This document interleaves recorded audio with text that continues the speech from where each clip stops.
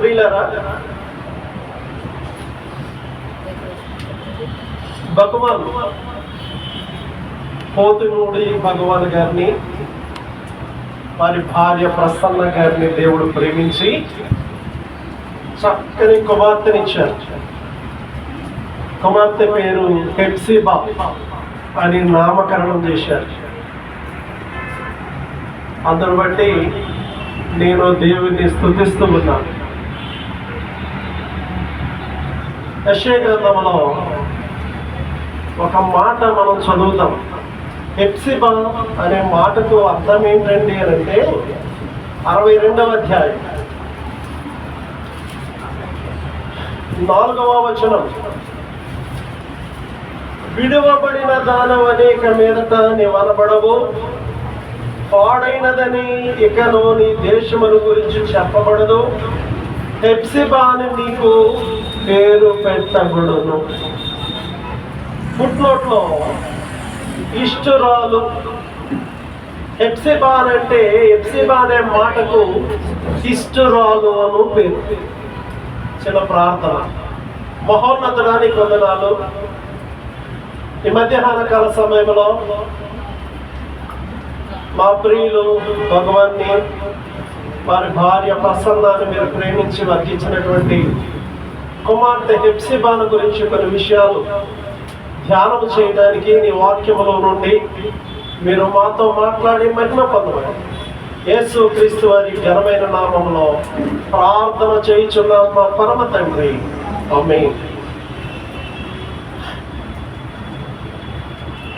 ప్రభునందు ప్రియులారా, హెప్సిబా అని మనం చదువుకున్నాం. ఈ యెషయా గ్రంథం 62వ అధ్యాయం 4వ వచనంలో హెప్సిబా అను మాటకు ప్రియురాలు అని అర్థం, లేక ఇష్టరాలు.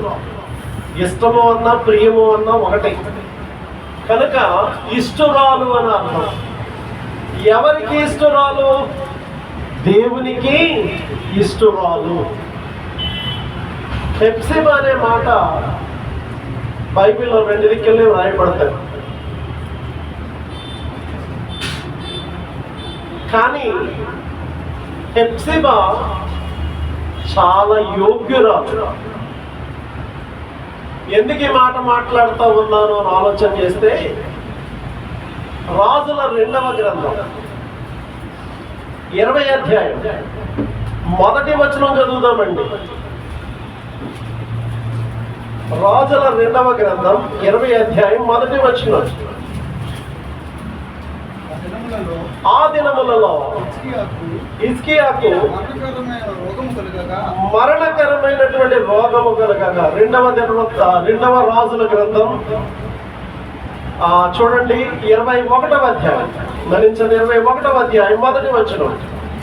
మనష్షే ఏలనారంభించినప్పుడు 12 ఏండ్ల వాడై యెరూషలేములో 55 సంవత్సరముల ఏలిలో అతని తల్లి పేరు హెప్సిబా. ప్రియులారా, మనష్షే తల్లి పేరు హెప్సిబా. మనష్షే ఎవరి కుమారుడు? హిజ్కియా రాజు యొక్క కుమారుడు. కొంచెం పైన మనం చదివినట్లయితే 21వ వచనం, హిజ్కియా తన పితరులతో కూడా నిద్రించగా అతని కుమారుడైన మనష్షే అతనికి మారుగా రాజాయను. హిజ్కియా ఎలాంటి వాడో మనందరికీ తెలుసు. హిజ్కియా భక్తి గల రాజు. ఏ రాజు అండి? భక్తి గల రాజు. హిజ్కియాను గురించి బైబిల్లో చాలా విషయాలు రాయబడ్డాయి. చూడండి, రాజుల 1వ గ్రంథంలో హిజ్కియాను గురించి చాలా విషయాలు మనం చదువుతూ ఉంటాం. సమయం ముందుకు వెళ్తుంది. హిజ్కియా దేవుని యందు భయభక్తులు కలిగిన వాడు. హిజ్కియా దేవుని మందిరాన్ని తెరచిన వాడు. హిజ్కియా దేవుని మందిరములో ఉన్న సేవకులందరినీ కూడా పస్కా పండుగ ద్వారా ఆదరించిన వాడు. హిజ్కియా యెహోవాను వెంబడించుటలో అతని వంటి వాడు మరొకడు లేడు అని వాక్యం మాట్లాడుతూ ఉంటుంది. కనుక హిజ్కియాను గురించి చాలా విషయాలు మనం చదువుతూ ఉంటాం. మనం ధ్యానం చేసినప్పుడల్లా హిజ్కియాను గురించి చాలా విషయాలు చూడండి. కొన్ని మాటలు మనం చదువుతూ ఉంటాం.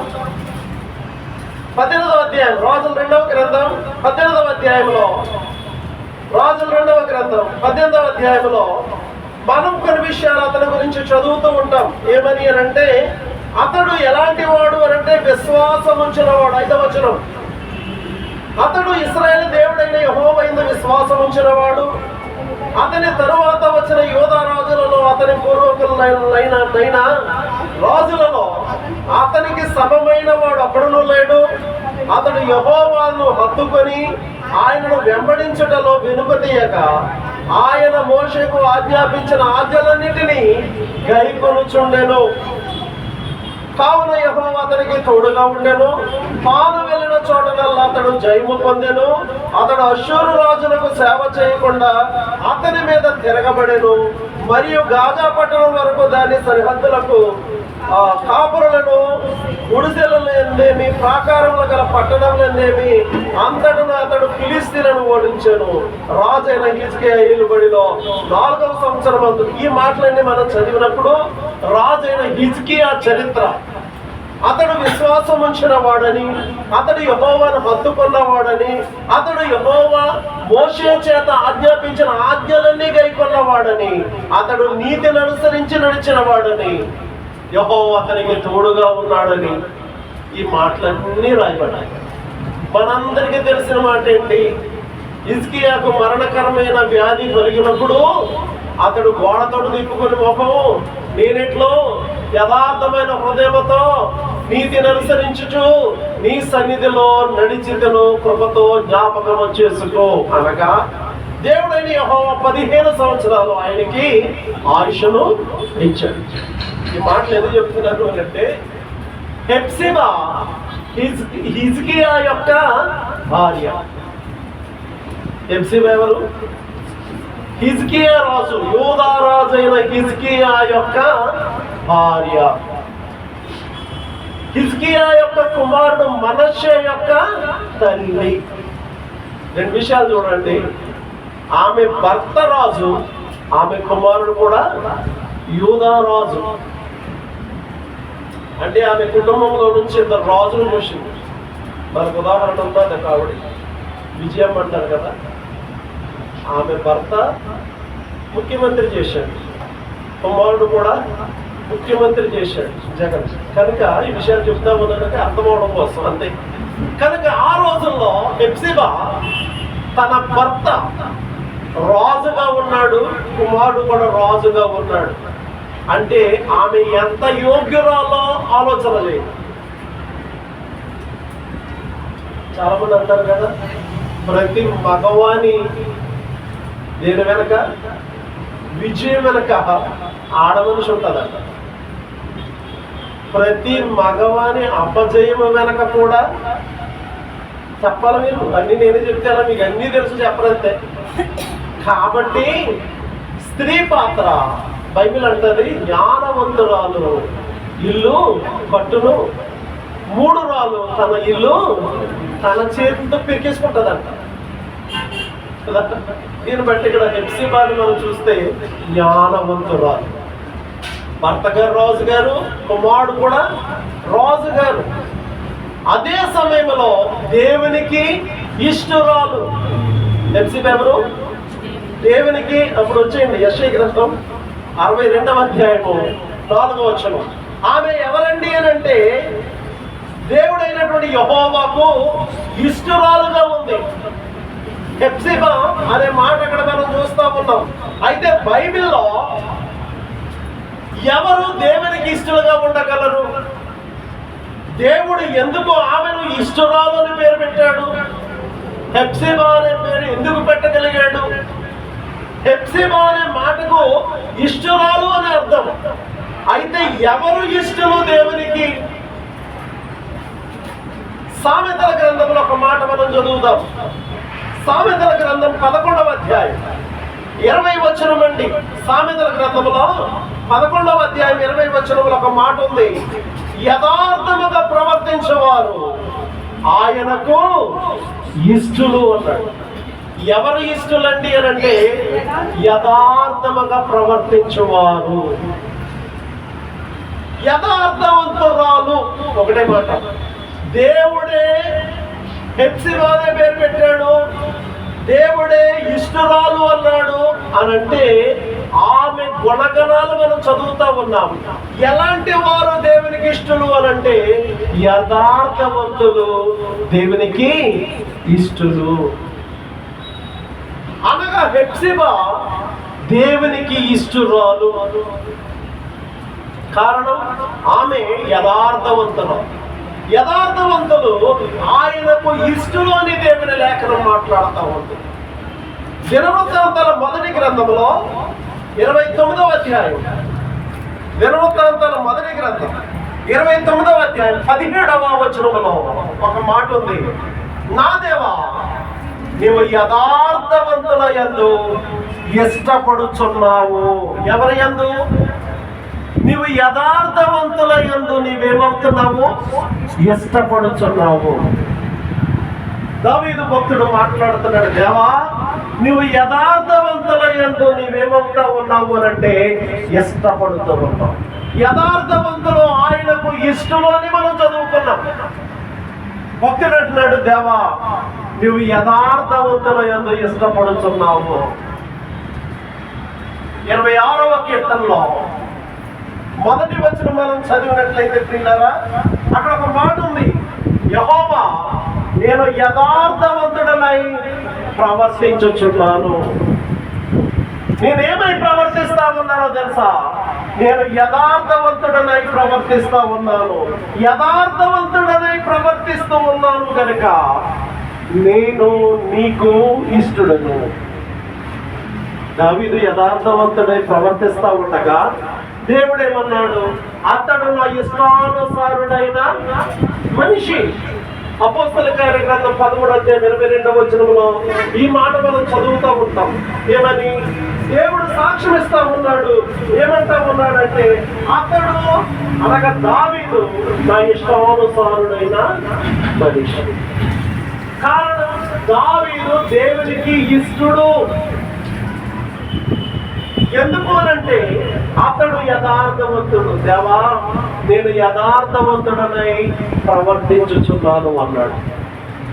అదే సమయంలో దేవుని అడిగాడు, దేవా నీవు యథార్థవంతుల యందు ఇష్టపడుచున్నావని నేను ఎరుగుదును. దేవుడు యథార్థవంతుల యందు ఇష్టము కలిగిన వాడు. విశ్వాసముగా మనము యథార్థవంతులముగా ఉండాలి. దావీదు దేవునికి ఇష్టడు అన్నాడు. ఎవరన్నారన్నమాట? దేవుడే అన్నాడు. ఏమని? అతడు నా ఇష్టానుసారుడైన మనుషుడు. కారణం ఏంటి? 26వ కీర్తన 1వ వచనం మనం చదువుకున్నాం. ఏమని? దేవా యెహోవా, నేను యథార్థవంతుడనై, అది గడిగదవా, నేను యథార్థవంతుడనై ప్రవర్తించుతున్నాను. యథార్థవంతుడు. ఈ యథార్థవంతుడను దేవుడు ఏమన్నాడు అని అంటే నా ఇష్టానుసారుడు, అంటే నాకు ఇష్టడు అని మాట్లాడతాను. కీర్తన గ్రంథంలో మరొక మాట మనం చదువుదాం. చూడండి, 18వ కీర్తన 19వ వచనం అండి. 18వ కీర్తనలో 19వ వచనం అండి. నేను ఆయనకు ఇష్టడను గనక ఆయన నన్ను, కదా నేనెవరినో తెలుసా? ఆయనకు ఇష్టడను కనుక ఆయన నన్ను తప్పించను దావీదు చెప్తా ఉన్నాడు. దేవుడు అంటున్నాడు, ఆయన దావీదుని గురించి మాట్లాడుతా ఉన్నాడు, అతడు నా ఇష్టానుసారుడైన మనుషుడు. హెప్సిబాగా ఇష్టరాలు. ఇష్టరాలు అంటే ఎవరిని దేవుడు ఇష్టపడతాడు? యథార్థవంతులు ఆయనకు ఇష్టం. ఇంకెవరిని దేవుడు ఇష్టపడతాడని ఆలోచన చేస్తే చూడండి, సామెతల గ్రంథంలో మరొక మాట మనం చూస్తా ఉన్నాం. 12వ అధ్యాయము 22వ వచనం. సామెతల గ్రంథం 12వ అధ్యాయంలో 22వ వచనం చూడండి. సత్యవర్తనులు ఆయనకు ఇష్టలు. ఇష్టురాలు హెప్సిబా. కారణం, ఆమె యథార్థవంతురాలని బైబిల్ చెప్తుంది. రెండవది ఇష్టురాలు హెప్సిబా. కారణం ఏంటండి అని అంటే ఆమె సత్యవంతురాలు. సత్యవర్తనలు ఆయనకు రాయబడ్డది. ఎవరండి దేవునికి ఇష్టలు అని అంటే, ఏమి చూచి ఆయన హెప్సిబా అని పేరు పెట్టాడు? Question mark. ఏమి చూచి ఆయన హెప్సిబా అని పేరు పెట్టాడు అని అంటే, ఏమి చూచి ఆయన హెప్సిబా అని పేరు పెట్టాడు అని అంటే అని మనం ఆలోచన చేస్తే అక్కడ మనం చూస్తా ఉన్నాం. ఏమి చూచి అని అంటే ఆయన ఆమెలో సత్యవర్తనము, సత్య ప్రవర్తనము.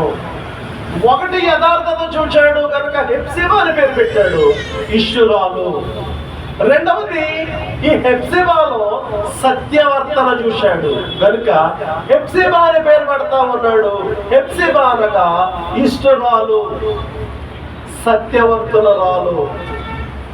సత్యవర్తనులు ఆయనకు ఇష్టులు. 51వ కీర్తన 6వ వచనం అండి. 51వ కీర్తన 6వ వచనములో ఏమన్నాడు? ఆయనంట ఏం కోరుతా ఉన్నాడు అని అంటే, నీవు అంతరంగమందు సత్యమును కోరుచున్నావు. దేవా, నీవు అంతరంగమందు ఏం కోరుతా ఉన్నావయ్యా అంటే సత్యమును కోరుతా ఉన్నావు అన్నాడు. సత్యవంతుడు. దేవుడెవరు? సత్యవంతుడు. దేవుడెవరు? యథార్థవంతుడు. ఆయన యథార్థవంతుడు కనుక యథార్థవంతులు ఆయనకు ఇష్టలు. ఆయన సత్యవంతుడు కనుక సత్యవర్తనులు ఆయనకు ఇష్టలు. 26వ కీర్తనలో మరొక మాట మనం చదువుతూ ఉన్నాము. 3వ వచనం, నేను నీ సత్యమును అనుసరించి నడుచుకొనుచున్నాను. దావీదు ఏమనుసరించి నడుస్తున్నాడు? ఎందుకు దేవుడు దావీదు నా ఇష్టానుసారుడైన మనుషుడు అన్నాడు? సత్యవర్తనలు దేవునికి ఇష్టం కదా. ఇప్పుడు దావీదు ఏం చేస్తున్నాడు? నేను నీ సత్యమును అనుసరించి నడుచుకొనుచున్నాను. విశ్వాసులమైన మనము సత్యమును అనుసరించి నడుచుకునే వాళ్ళంగా ఉంటారు. దేవుడు మన నుండి కోరుతున్న మాట ఏంటో తెలుసా? యోహాను 3వ పత్రిక, యోహాను 3వ పత్రికలో 3వ వచనం చదువుదాం. 4వ వచనం చదవండి. 3వ పత్రిక 4వ వచనం. నా పిల్లలు అంటాడు, నా పిల్లలు సత్యమును అనుసరించి నడుచుకొనుచున్నారని వినుట కంటే నాకు ఎక్కువైన సంతోషమేమియో లేదు అన్నాడు. దేవుడు ఏమంటున్నాడంటే, నా పిల్లలు. మనం ఎవరు? ఆయన పిల్లలం. 2వ కీర్తనలో చెప్పుకుంటాం కదా, మనము ఆయన పిల్లలం, ఆయన మీకు గొర్రెలం. ఇప్పుడు దేవుడు అంటున్నాడు యోహాను భక్తుల ద్వారా, నా పిల్లలు సత్యమును అనుసరించి నడుచుకొనుచున్నారని వినుట కంటే ఎక్కువైన సంతోషము ఏదీ లేదు. నా పిల్లలు సత్యవంతులు. కాబట్టి సత్యవంతుల యందు ఆయన ఏం చేస్తూ ఉన్నాడు అని అంటే ఇష్టపడుతూ ఉన్నాడు. మన దేవుడు సత్యవంతుడు. మన దేవుడు ఎలాంటి వాడు? మార్కు సువార్తలో 12వ అధ్యాయం 14వ వచనం అండి. మార్కు సువార్త 12వ అధ్యాయము 14వ వచనములో నీవు సత్యవంతుడవై ఉన్నావు అన్నాడు. ఆయన ఏమై ఉన్నాడట? ఆయన సత్యవంతుడై ఉన్నాడు అన్నాడు. కనుక విశ్వాసులమైన మనము కూడా ఎలా ఉండాలని కోరుతా ఉన్నాడు? సత్యవంతులను. ఎఫెసీయులకు రాసిన పత్రిక 4వ అధ్యాయము 25వ వచనములో మీలో ప్రతివాడు తన పొరుగు వానితో సత్యమే మాట్లాడవలెను. సత్యమేవ జయతే అని ఉంటుంది మన ఇండియాలో. ఎక్కడికి వెళ్ళినా, ఏ గవర్నమెంట్ ఆఫీస్కి వెళ్ళినా ఏమని ఉంటుంది అని అంటే సత్యమే జయతే. కానీ కొందరు సత్యమును అనుసరించి మాట్లాడుతూ ఉంటారు, కార్యాలు చేస్తూ ఉంటారు. కొందరు మాత్రం సత్యమేవ జయతే అనే బోర్డు కింద నుంచే లోపలికి వెళ్తారు, కానీ సత్యములో ఉండరు. బైబిల్ అంటుంది కదా, మనము అబద్ధమాడుట మాని ప్రతివాడు తన పొరుగు వానితో సత్యమే మాట్లాడవలను అని ఎఫెసీ 4:25 మనం చూస్తా ఉంటాం. కనుక వీళ్ళ ఆలోచన చేయండి. ఒకటి, హెప్సిబా ఆయనకు ఇష్టరాలు. ఎవరు ఆయనకు ఇష్టలు అని ఆలోచన చేస్తే యథార్థవంతులు ఆయనకు ఇష్టలు. రెండవది, ఎవరు ఆయనకి ఇష్టలు అంటే సత్యవర్తనులు. లోపడేముండాలి? సత్యం ఉండాలి. నీవు అంతరంగంలో సత్యమనే కోరుచున్నావు అన్నాడు. మూడవదిగా మనం ఆలోచన చేస్తే ఇంకెవరు ఆయనకి ఇష్టలు అని అంటే హెబ్రీయులకు రాసిన పత్రిక 11వ అధ్యాయము 6వ వచనం అండి. హెబ్రీయులకు రాసిన పత్రిక 11వ అధ్యాయము 6వ వచనములో, విశ్వాసము లేకుండా దేవునికి ఇష్టలై ఉండుట అసాధ్యం. అనగా ఎవరిని ఆయన ఇష్టపడతా ఉన్నాడు? దేవునికి ఇష్టలై ఉండుట అనంటే ఏం కావాలి మనకు? విశ్వాసం. హెప్సిబా యథార్థవంతురాలు కనుక ఆయనకి ఇష్టడు. హెప్సిబా సత్యవంతురాలు కనుక ఆయనకు ఇష్టరాలు. మూడవదిగా హెప్సిబా విశ్వాసి. విశ్వాసము లేకుండా ఆయనకు ఇష్టలై ఉండుట అసాధ్యం. హెప్సిబాలో మనం ఏం చూస్తా ఉన్నాం? మనం ఆలోచన చేస్తే విశ్వాసాన్ని చూస్తా ఉన్నాం. విశ్వాస వీరుల పట్టిక అనేది 11వ అధ్యాయం అంతా కూడా హెబ్రీయులకు రాసిన పత్రికలో ఈ 11వ అధ్యాయం అంతా మనం చదివితే విశ్వాస వీరుల పట్టిక. విశ్వాసం అనేది ఎప్పుడు వస్తుంది?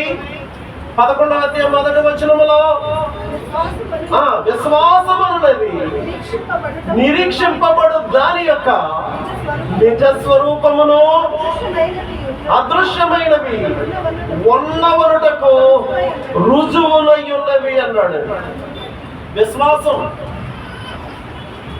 మేము విశ్వాసులమండి అంటారు. ఏంటి ఆ విశ్వాసం అని అంటే, మనం ఎప్పుడైనా దేవుని చూశామా? మనలో ఎవరైనా ఎప్పుడైనా దేవుని చూశారా? చూస్తే బ్రతకగలరా?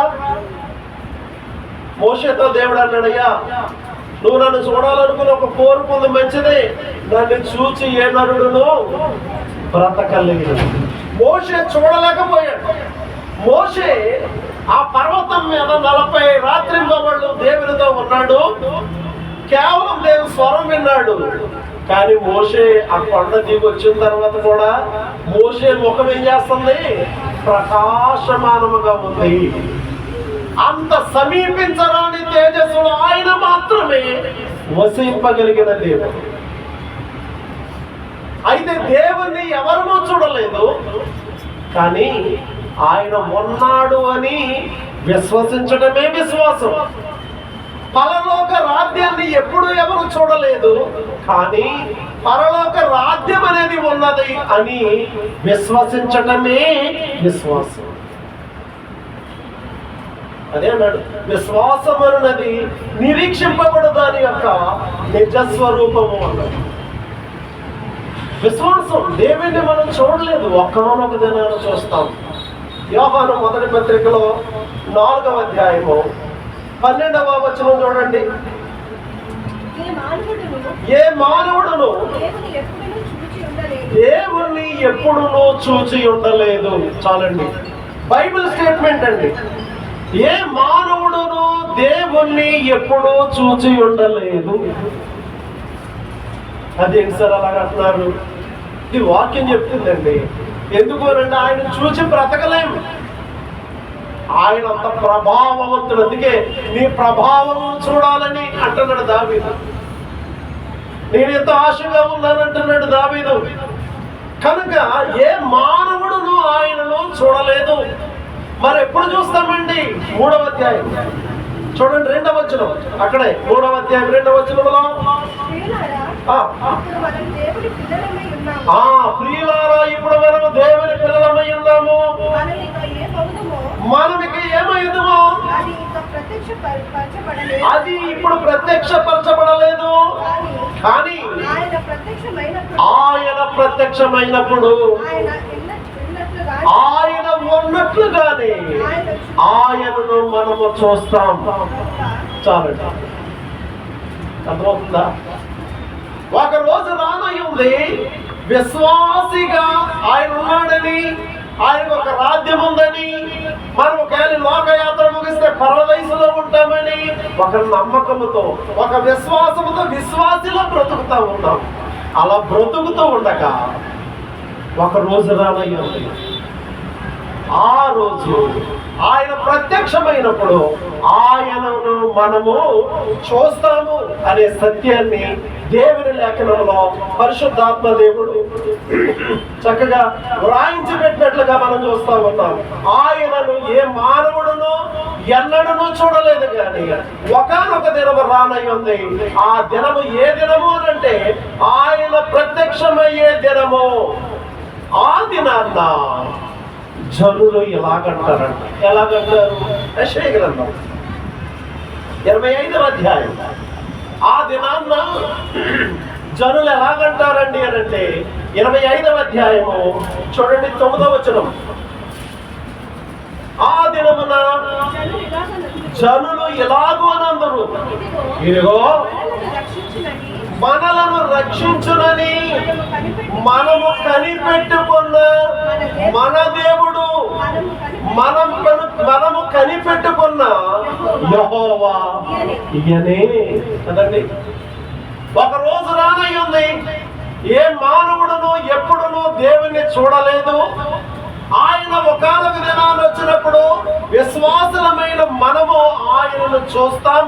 చూసినప్పుడు మనలను రక్షించిన దేవుడు ఈయనే, మనము కనిపెట్టుకొని ఉన్న దేవుడు ఈయనే అని ఆ దినాన్న జనులైనటువంటి తన వారు అనుకుంటారట. బైబిల్ చెప్తా ఉంటాం. బైబిల్లో కొంచెం అక్కడ కొంచెం ఎక్కడ అన్నాడు. ఒక దిక్కునే అన్ని వ్రాయబడలేదు, కానీ కొంచెం అక్కడ కొంచెం ఎక్కడ. కనుక ప్రియులారా, ఒక్కొక్క భక్తుని ద్వారా దేవుడైన యెహోవా తన యొక్క ఆ రహస్యం, తన ఆగమనం గురించి, ఆ విశ్వాసముల గురించి వ్రాయబడ్డాది. ఏ మానవుడును దేవుని ఎప్పుడూ చూడలేదు, కానీ ఒకానొక దినాన్న ఆయన రానై ఉన్నాడు. ఆ ప్రత్యక్షతలో మనమందరం ఆయనను చూస్తాం. కనుక ప్రియ దేవుని బిడ్డలారా, అప్పుడు వారికి ఏమై ఉండాలి? విశ్వాసులమై ఉండాలి. ఎందుకు? విశ్వాసము లేకుండా దేవుణ్ణి ఇష్టలై ఉండట అసాధ్యం. హెప్సిబా అంటే దేవునికి ఇష్టరాలు అని మనం చదువుకున్నాం. ఎవరి ఇష్టలు? యథార్థవంతులు ఆయనకు ఇష్టలు. అనగా హెప్సిబా ఇష్టురాలు, ఆమె యథార్థవంతురాలు. రెండవది, సత్యవర్తనులు ఆయనకు ఇష్టలు. అనగా హెప్సిబా ఆమె సత్యవర్తనురాలు. మూడవది, ఆయనకి ఎవరిష్టలండి అంటే విశ్వాసము లేకుండా ఆయనకి ఇష్టలై ఉండుట అసాధ్యం. కనుక హెప్సిబా ఆయనకు విశ్వాసిగా ఇష్టరాలు. నాలుగవదిగా మనము చదివినట్లయితే ప్రియులారా, చూడండి 16వ కీర్తన. ఇంకెవరిని దేవుడు ఇష్టపడతా ఉన్నాడు అని అంటే 16వ కీర్తన 3వ వచనములో, భూమి మీద ఉన్న భక్తులు శ్రేష్ఠులు, కేవలం వారు నాకు ఇష్టలు అన్నాడు. భూమి మీద ఉన్న భక్తులు శ్రేష్ఠులు, కేవలం వారు నాకు ఇష్టలు. సమయం వెళ్తా ఉంది కనుక కొంచెం స్పీడ్గా వెళ్తా ఉన్నాం. కనుక ఇక్కడ మనం చూస్తా ఉంటే హెప్సిబా భక్తి కలిగినది. హెప్సిబా ఎవరండి అని మనం ఆలోచన చేస్తే ఆమె భక్తి కలిగినది. కనుక ప్రియ దేవుని బిడ్డలారా, ఇక్కడ మనం చూస్తా ఉన్నాం, హెప్సిబాను గురించి మనం ధ్యానం చేస్తా ఉన్నాం. హెప్సిబాను గురించి మనం ధ్యానం చేస్తా ఉన్నాం. హెప్సిబా ఎలాంటిదండి? దేవుడు ఎందుకు హెప్సిబా అనగా ఇష్టురాలు అని అంటా ఉన్నాడు? దేవుడు ఎందుకు హెప్సిబా అనే పేరు పెట్టాడు అని అంటే హెప్సిబా అనగా ఇష్టురాలు. చెప్పండి, ఎవరు ఆయనకి ఇష్టలు? యథార్థవంతులు ఆయనకు ఇష్టలు. అనగా హెప్సిబా యథార్థవంతురాలు. ఇంకెవరు ఆయనకి ఇష్టలు? సత్యవర్తనలు ఆయనకి ఇష్టలు. అనగా హెప్సిబా సత్యవర్తనురాలు. మూడవది, ఇంకెవరు ఆయనకి ఇష్టలు? విశ్వాసులు ఆయనకి ఇష్టలు. విశ్వాసము లేకుండా ఆయనకి ఇష్టలు అయినట అసాధ్యం కనుక విశ్వాసులు ఆయనకి ఇష్టలు కనుక హెప్సిబా ఆయనకు ఇష్టరాలు. నాలుగవదిగా, భూమి మీద ఉన్న భక్తులే శ్రేష్ఠులు, కేవలం వారు దేవునికి నాకు ఇష్టలు అంటున్నాడు. అనగా ఆమె భక్తి కలిగినది. భక్తి ఎవరి ఇష్టలు? ఆయనకి భక్తి కలిగిన వారు అనగా ఆయనకు ఇష్టలు. మన ఇంటికి వచ్చుచు పోవచ్చు ఉన్నవాడు ఎలాంటి సేవకుడు? భక్తి గల దైవజనుడు. ఎవరితో అన్నారు? షునోమిరాలు తన భర్తతో చెప్తుంది. ఎవరి గురించి చెప్తుంది? ఎలీషా గురించి చెప్తా ఉంది. రాజుల 2వ గ్రంథంలో 4వ అధ్యాయంలో మాటలు కనపడతాయి. టైం అవుతా ఉంది, ఆ కేక్ పగిలిపోద్దేమో కనుక కొంచెం స్పీడ్ గా వెళ్తా ఉన్నాను. కనుక ఆమె భక్తి కలిగినది. భక్తి కలిగినటువంటి ఆ యొక్క హెప్సిబాను దేవుడు ఇష్టపడుతున్నట్లుగా మనం చూస్తా ఉన్నాం. తిమోతిలకు రాసిన మొదటి పత్రికలో చూడండి. తిమోతిలకు రాసినటువంటి మొదటి పత్రిక 6వ అధ్యాయము 6వ వచనం అండి. ఏమన్నాడు? సంతుష్టికరమైన భక్తి గొప్ప లాభ సాధకము అన్నాడు. సంతుష్టికరమైన భక్తి చేసే వాళ్ళముగా మనం ఉండాలి. భక్తిని కాపాడుకునే వాళ్ళంగా ఉండాలి మనం కదా. ఎన్ని విషయాలు మనం చెప్పుకున్నాం? చెప్పాలి. 4 విషయాలు మనం చెప్పుకున్నాం. ఒకటి, హెప్సిబా అనగా యథార్థవంతులు ఇష్టలు, యథార్థవంతులు ఆయనకి ఇష్టలు. రెండవది, ఆమె సత్యవర్తనులు అనగా ఆయనకు ఇష్టలు. మూడవది, ఆమె విశ్వాసి. విశ్వాసము లేకుండా దేవునికి ఇష్టలయ్యుండట అసాధ్యం కనుక ఆమె విశ్వాసి. నాలుగవదిగా, ఆమె భక్తి పరురాలు. ఎవరు? హెప్సిబా. భక్తులే ఇష్టలు. దేవునికి ఎవరిష్టలు? నీ భక్తి నీకు ధైర్యం పుట్టించదా అంటాడు. అనగా భక్తి అనేది ఏం చేస్తుంది అంటే ధైర్యం పుట్టిస్తుంది. అందుకే అన్నాడు సంతుష్టికరమైన భక్తి గొప్ప లాభ సాధకము అన్నాడు. ఐదవదిగా మనం చూసినట్లయితే ఇంకెవరు ఆయనకి ఇష్టలను ఆలోచన చేస్తే రోమీయులకు రాసిన పత్రిక 14వ అధ్యాయము 18వ వచనం ఏమన్నాడు? క్రీస్తుకు దాసులైన వారు దేవునికి ఎవరిష్టలండి? క్రీస్తుకు దాసులైన వారు దేవునికి దాసులుగా ఉండాలి. అనగా హెప్సిబా దేవునికి దాసురాలు. ఈ యెషయా గ్రంథం 62వ అధ్యాయం 4వ వచనంలో మనం ఎన్ని విషయాలు చెప్పుకుంటాం? హెప్సిబా అనగా ఇష్టురాలు అని చెప్పుకున్నాం. యథార్థవంతులు ఆయనకి ఇష్టలు అనగా హెప్సిబా యథార్థవంతురాలు. రెండవది, సత్యవర్తనలు ఆయనకి ఇష్టలు అనగా హెప్సిబా సత్యవర్తనురాలు. మూడవది, విశ్వాసి. హెప్సిబా ఎవరు అనంటే విశ్వాసి, విశ్వాసురాలు, ఆయనకి ఇష్టరాలు. నాలుగవదిగా హెప్సిబా అంటే భక్తి గల వారు ఇష్టలు అన్నాడు దేవుడు. హెప్సిబా భక్తి గలది. ఐదవదిగా హెప్సిబా దేవునికి దాసురాలు. క్రీస్తుకు దాసులైన వారు దేవునికి ఇష్టలు అన్నాడు.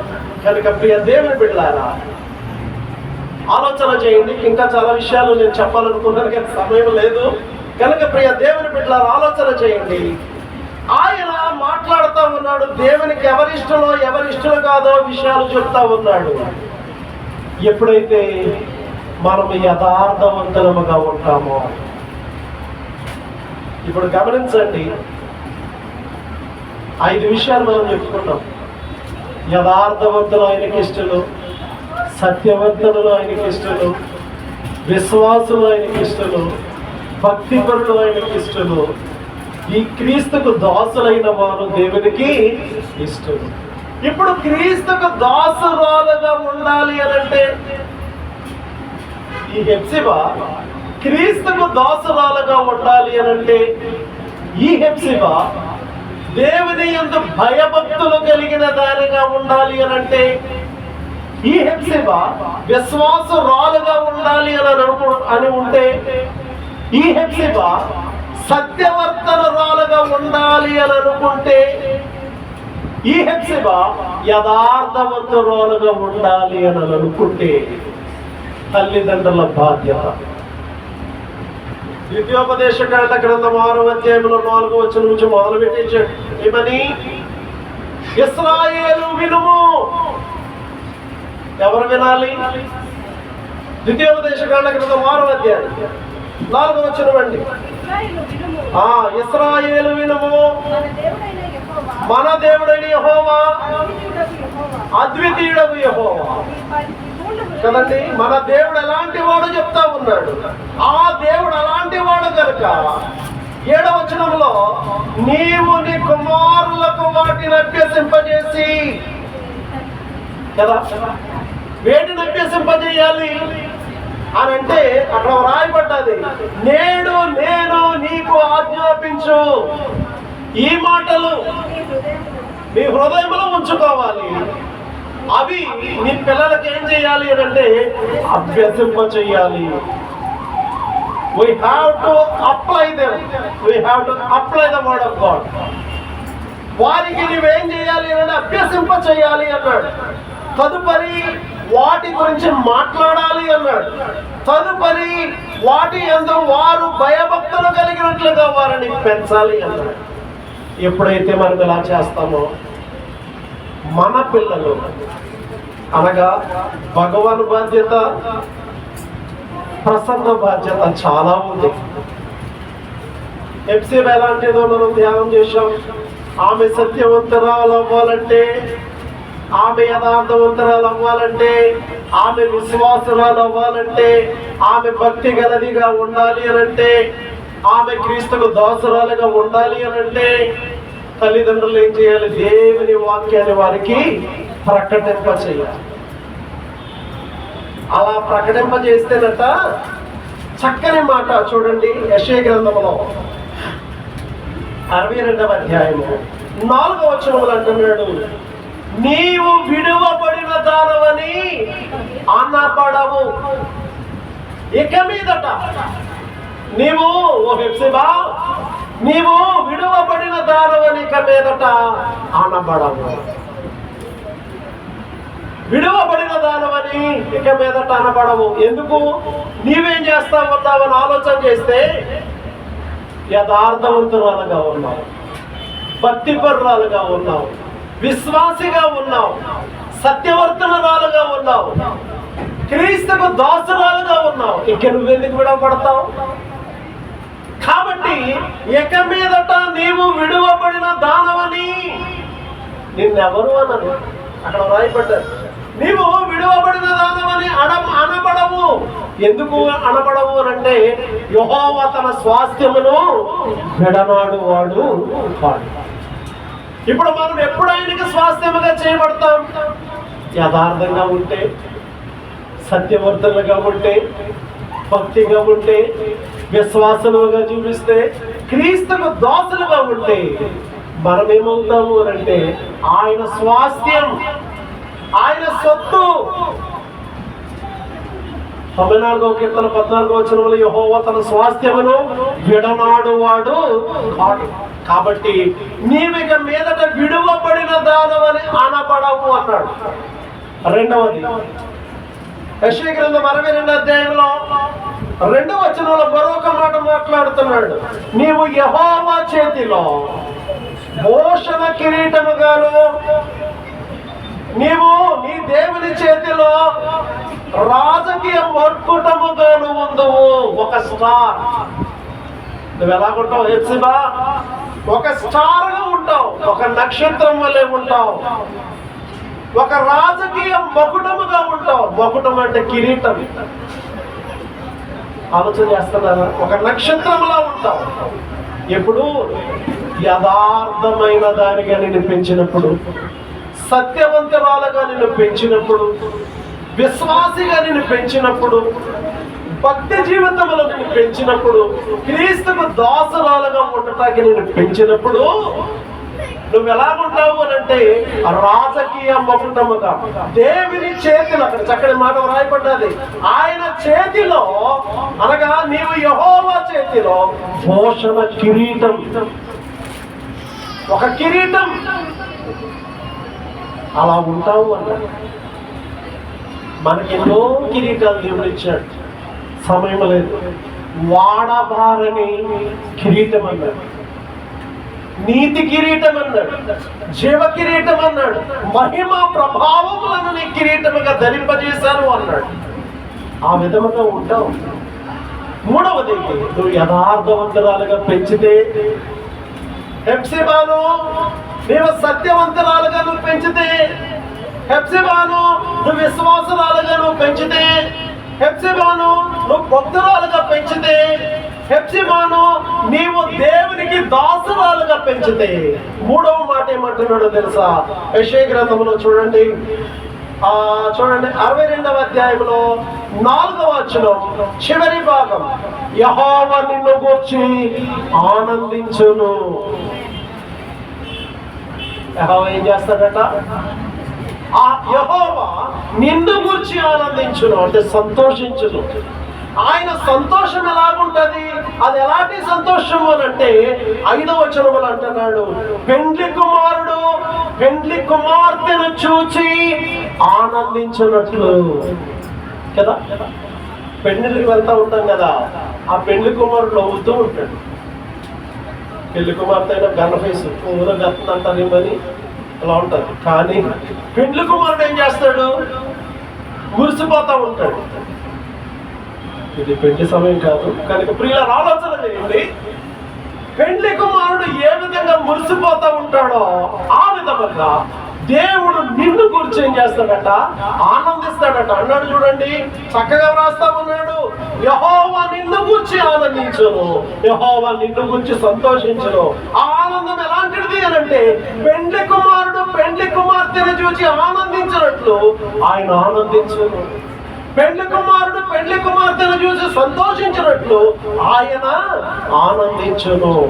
అయితే యథార్థంగా పెంచుతావా? హెప్సిబా అనే మాటకు ఇష్టురాలు అని అర్థం. ఎవరు ఆయనకు ఇష్టులు? యథార్థవంతులు ఆయనకు ఇష్టలు. అయితే యథార్థవంతురాలుగా హెప్సిబాను పెంచుతావా? భగవానికి ప్రశ్న, ప్రసన్నకి ప్రశ్న. ఎవరు ఆయనకి ఇష్టలు? రెండవదిగా సత్యవర్తనుడు ఆయనకి ఇష్టలు. అయితే సత్యవంతురాలుగా హెప్సిబాను పెంచుతావా? మూడవది, ఎవరు ఆయనకి ఇష్టలు?